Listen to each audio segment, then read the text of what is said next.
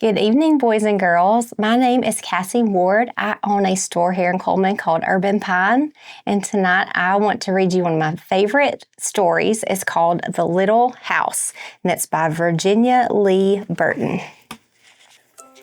Once upon a time, there was a little house way out in the country. She was a pretty little house, and she was strong and well built. The man who built her so well said, "This little house shall never be sold for gold or silver, and she will live to see our great-great-grandchildren's great-great-grandchildren living in her."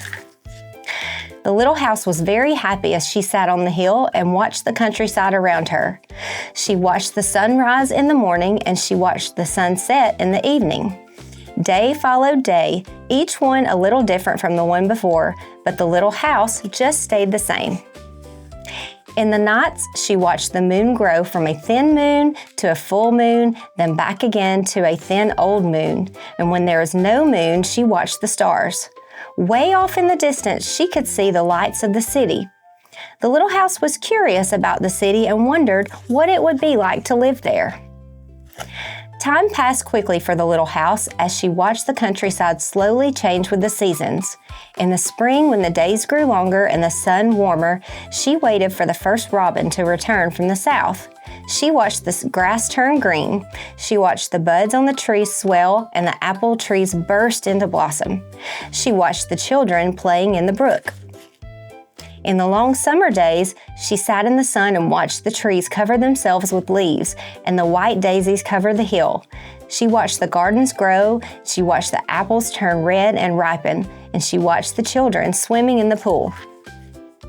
In the fall, when the days grew shorter, the nights colder, she watched the first frost turn the leaves to bright yellow and orange and red. She watched the harvest gathered and the apples picked. She watched the children going back to school. In the winter, when the nights were long and the days were short and the countryside covered with snow, she watched the children coasting and skating. Year after year, the apple trees grew old and new ones were planted. The children grew up and went to the city, and now at night, the lights of the city seemed brighter and closer. One day, the little house was surprised to see a horseless carriage coming down the winding country road. Pretty soon, there were more of them on the road and fewer carriages pulled by horses. Pretty soon, along came some surveyors and surveyed a line in front of the little house. Pretty soon, along came a steam shovel and dug a road through the hill covered with daisies.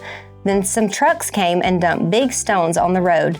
Then some trucks with little stones. Then some trucks with tar and sand. And finally, a steamroller came and rolled it all smooth, and the road was done. Now the little house watched the trucks and automobiles going back and forth to the city. Gasoline stations, roadside stands, and small houses followed the new road. Everyone and everything moved much faster now than before. More roads were made, and the countryside was divided into lots. More houses and bigger houses, apartment houses and tenement houses, schools, stores, and garages spread all over the land and crowded the little house. No one wanted to live in her and take care of her anymore. She couldn't be sold for gold or silver, so she just stayed there and watched. Now it was not so quiet and peaceful at night. Now the lights of the city were bright and very close, and the street lights shone all night. This must be living in the city, thought the little house, and she didn't know whether she liked it or not. She missed the field of daisies and the apple trees dancing in the moonlight. Pretty soon there were trolley cars going back and forth in front of the little house. They went back and forth all day and part of the night. Everyone seemed to be very busy, and everyone seemed to be in a hurry. Pretty soon there was an elevated train going back and forth above the little house. The air was filled with dust and smoke, and the noise was so loud that it shook the little house. Now she couldn't tell when spring came, or summer, or fall, or winter. It all seemed about the same. Pretty soon there was a subway going back and forth underneath the little house.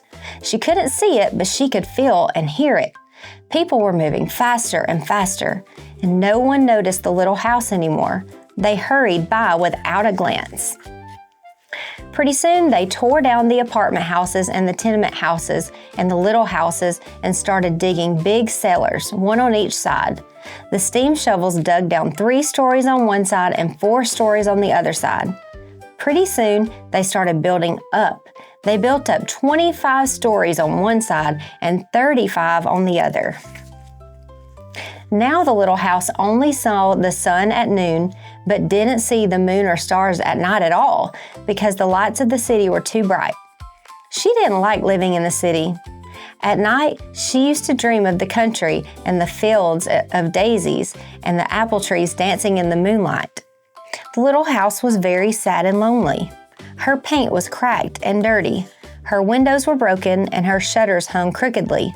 She looked shabby, though she was just as good a house as ever underneath.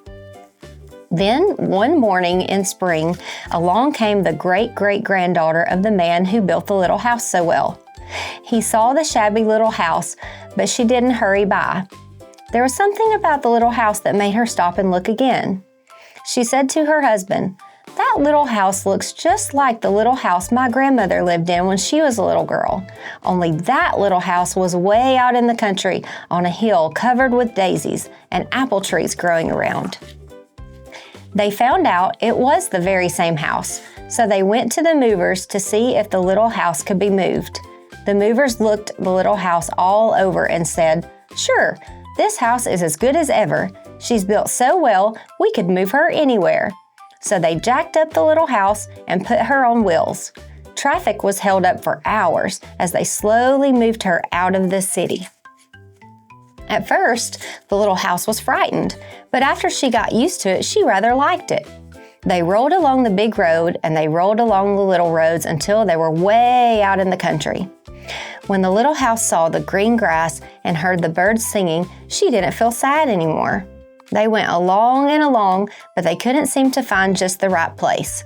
They tried the little house here, and they tried her there, and finally they saw a little hill in the middle of a field, and apple trees growing all around. "There," said the great-granddaughter, "that's just the place." "Yes, it is," said the little house to herself. A cellar was dug on top of the hill, and slowly they moved the house from the road to the hill. The windows and shutters were fixed, and once again they painted her a lovely shade of pink. As the little house settled down on her new foundation, she smiled happily. Once again, she could watch the sun and moon and stars. Once again, she could watch spring and summer and fall and winter come and go. Once again, she was lived in and taken care of.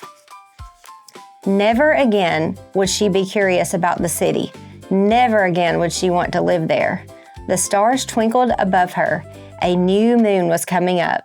It was spring, and all was quiet and peaceful in the country. I hope you enjoyed that book, and I hope you have sweet dreams. See you next time.